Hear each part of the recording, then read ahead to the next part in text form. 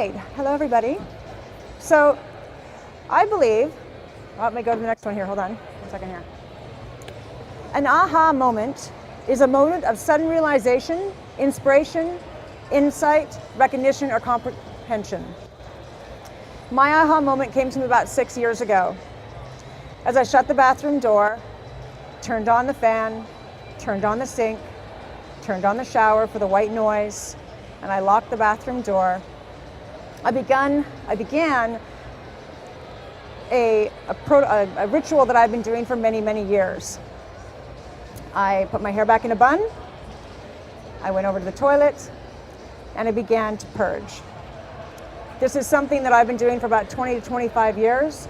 It was very common for me, something I did on a regular basis.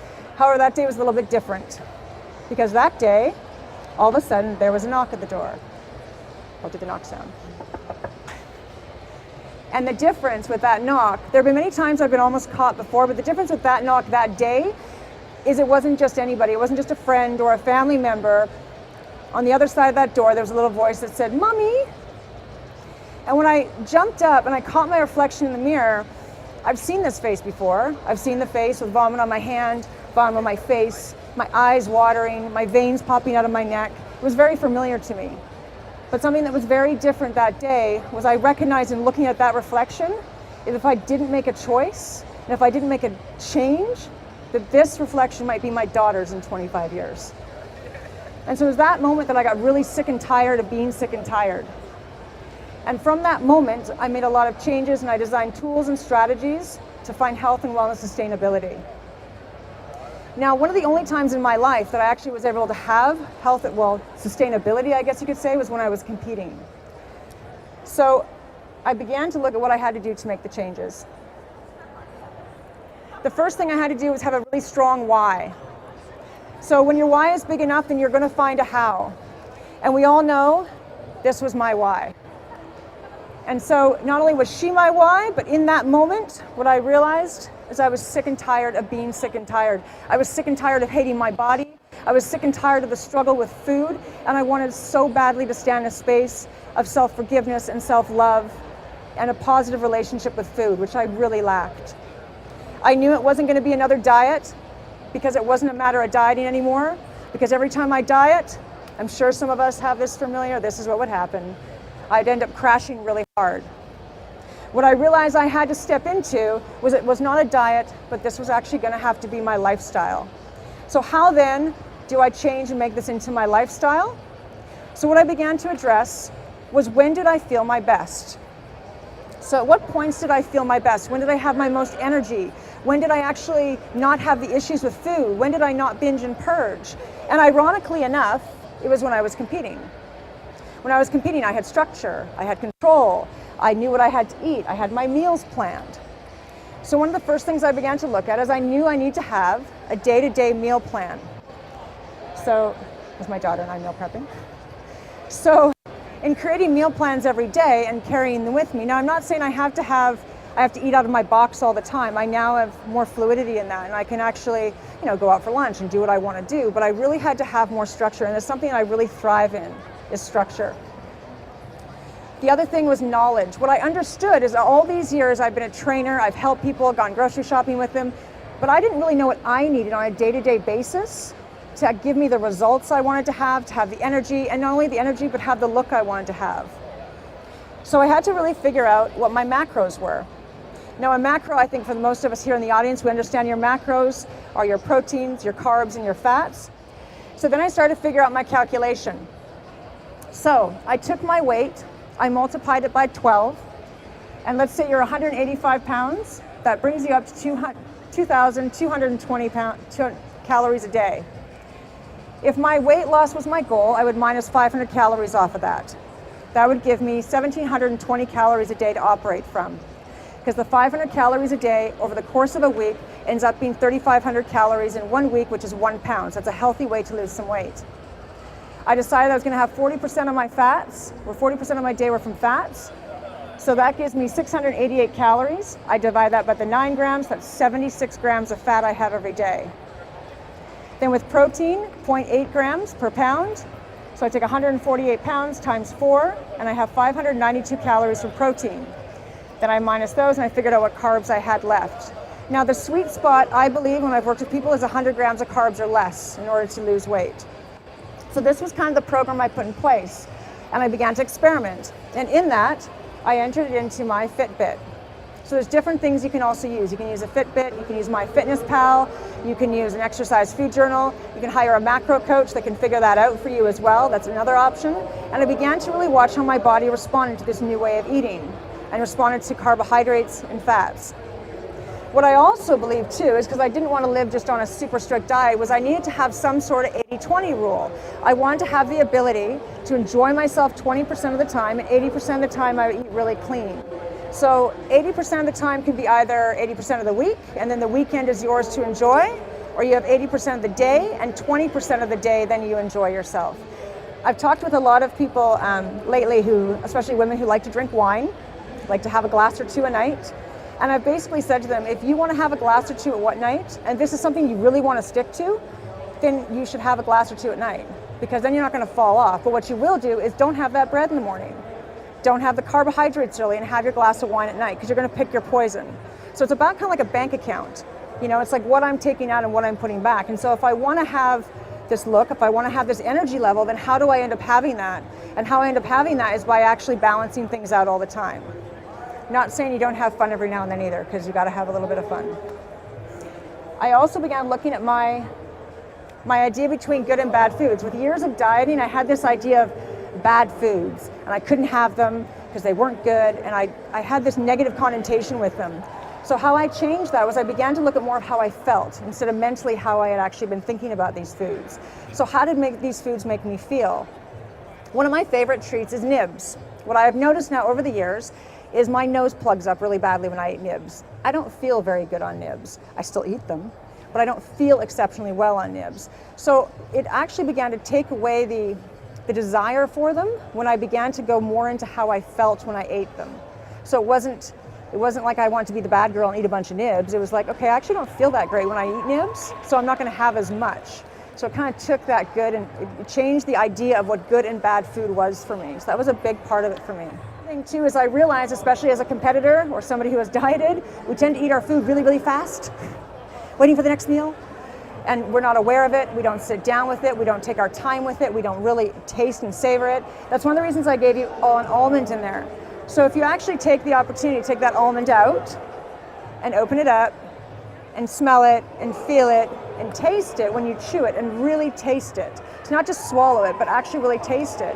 And just gives you an opportunity to pay more attention to your food. So I really had to start paying more attention to what I was eating and enjoying it more, instead of just trying to get through it.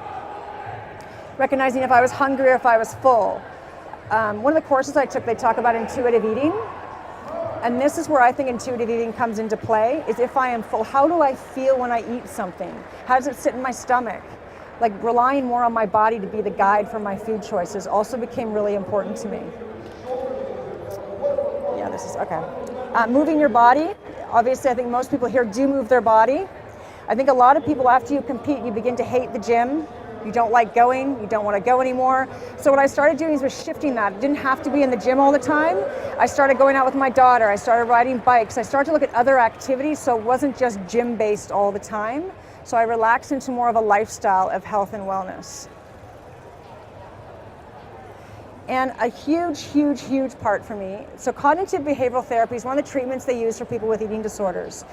And it's essential in like thoughts, create your feelings, create your actions. So when I'm thinking that I am overweight, I am lazy, I can't do something, my feelings are going to be, I don't want to go to the gym, I don't feel good about myself, and my action will be following as well. Same as if I'm eating food and if I catch myself. So if I have an extra bite of something, instead of tail spinning into the fact that thinking that I have to get rid of this, I catch myself, I control my thoughts, and then I control my feelings because my action no longer is throwing up. So it's catching yourself and realizing that your most important muscle you have is your brain. Another thing I like to talk about is the chatter. We all have that mean girl, I think, in our head who chatters away at us, tells us we're not good enough, you know, that maybe you shouldn't try to do that, or maybe you can't do that, or you're not good enough. So one of the things that I've read recently, Peter Bergman, he wrote for the Harvard Business Review. And one of the things he talks about is in naming the voice, it takes away the validity. I've gone a little step further. So I won't tell you the name I've given my person in case somebody has that name and that's really awkward. But I've named the voice that tells me I'm not good enough or tells me to self-doubt myself. And not only named her, but I've actually given her personality traits. And the personality traits I've given her are personality traits of people who I don't really like. So she's not a very nice person. She has no friends. She's mean to people. I just look at everything I don't like about certain people and I've put it into this negative voice that I have. So when that pops up for me, it's not me saying that to myself, it's her. And you're kind of an ass and I don't really need to listen to you. So it takes away the validity of what that voice is. And that's been really powerful for me in using that, because I can tell you I've caught myself in times where I put a pair of pants on, I'm like, and I'm like, you just need to stop. So I might look a little bipolar at moments, but I know that it's actually really helped me with dealing with this. Because the thoughts are so I love this saying too, you are today where your thoughts have brought you, and you will be tomorrow where your thoughts will take you. So in thinking and changing the way you're thinking and changing your thoughts, catching yourself has been really important to me, and also can be really important to you when you're finding you're having issues with binging, or if you're having issues with eating too much, or if you're having issues with guilt, is trying to catch yourself. With the perfect ideal, I think we all have this bar, this perfect body or a perfect home or perfect relationship that we look at and say, gosh, if I could just get there. Instead of really stepping into what we have and who we are and realizing how magical we are in this moment, we hold it up here without looking at ourselves. And I think if we can kind of let go of that perfect ideal and recognize that you are perfect in your own way, I think it's an essential way to look at things, because I think we tend to get caught up in trying to hit this bar that's really unattainable, because we never get there. We're always, if I could just, instead of being, I'm here, right? And I'm good. I took out the scale. I used the scale in the beginning to figure out my macros and figure out what I needed to have on a day-to-day basis. But in regards to weighing myself, I do not weigh myself, because the scale does not indicate where I'm at in my life. And I found for so many years, I think this picture could look familiar, I would feel awesome. I'd be like, oh my gosh, I feel so great today. I'd dance into the bathroom, get on the scale, and I'm like, oh. And my whole day is destroyed from that moment on. So what I decided to do is I'm not weighing myself anymore. I know how I feel. I know when I put on a pair of pants, if it's a little too tight or if I'm not feeling good in my body. And then what I can do is I can look at my macros, look at what I'm eating, track and see where I'm kind of maybe a little bit off. Look at my bank account, my food bank account. I'm a big believer in the 21-90 rule. It takes 21 days to create a habit. It takes 90 days to create a lifestyle. So giving yourself patience and having patience with yourself and your body instead of expecting things to happen right here and right now. Gratitude is another really important thing. I find in moments where I am stressed or I do feel upset, I say 5 things that I'm grateful for, and they can be tiny little things. They can be, I can walk, I have a healthy daughter, I can go to work, I have a home. So a lot of the times I believe we get really out of perspective with things, and we think my life is so horrible without standing in really how grateful and how wonderful our lives actually are. And sometimes it's the little tiny things that are the big things. Affirmations are another things I really love. There's a lot of wonderful apps you can go on to. I have an app I go to and I get my affirmations constantly. I love daily affirmations, and I can repeat them to myself. One of my favorite affirmations, it's not happening to me, it's happening for me. I'm a big believer in that everything in my life is happening for a purpose and to take me where I'm supposed to go next. So finding some good solid affirmations that you can repeat. And then last but not least, one of my favorite things, so you'll see on your sheet, so if I get you all to hold your finger up, 1 second, and wiggle your pinky. Now, do you know that your brain has to tell your pinky to wiggle before it wiggles? So if you don't think you're magic, and you don't think you're special, and you don't think that you're a wonderful creation, I dare you to do this every now and then. Because what I found, it really brings things back in alignment for me. Because I can go, wow, like I'm here. I'm here, and I'm here for a reason. There's only one of me, and there'll only be one of you ever. So that's my presentation. These are some of the things that I have used to have my aha moment. It started with my aha moment, which is my sudden moment of recognition where I realized that I wanted to have a better relationship with food, a better relationship with my body.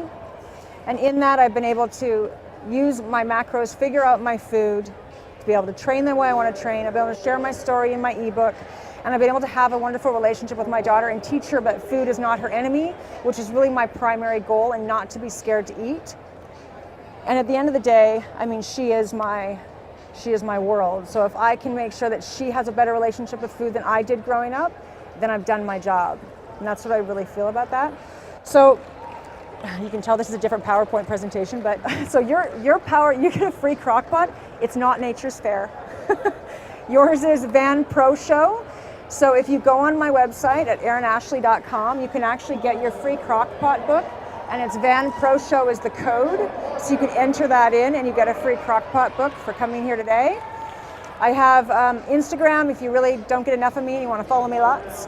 I got Instagram, I got Facebook, I have Twitter, I have Snapchat, I have a YouTube channel, and of course I have my website. I also do macro coaching as well, so I work one-on-one to help you figure out what your macros should be. So if you are interested, I welcome you to contact me that way. And if anybody has any questions or any personal questions, you're more than welcome to come up and talk to me, or you can ask them out loud now. But if anybody has anything they'd like to ask, I would welcome questions. And if not, thank you very much, and thank you for sitting. Look at that, you guys sat. Did you eat the almonds? Do you feel you had to sit here because you ate the almonds? Thank you very much, everybody, and I hope you enjoy the show. And just a big thank you to Michelle for putting this on again. I know the amount of work she puts into this. There's only 2 women in the IFBB League who run a show, and she is one of them. And this is the amount of dedication that she has put into this. I completely respect her and admire her for all the work she's done. So I hope you had an opportunity to enjoy the show today, because she's worked really hard at it. So thank you so much for your time.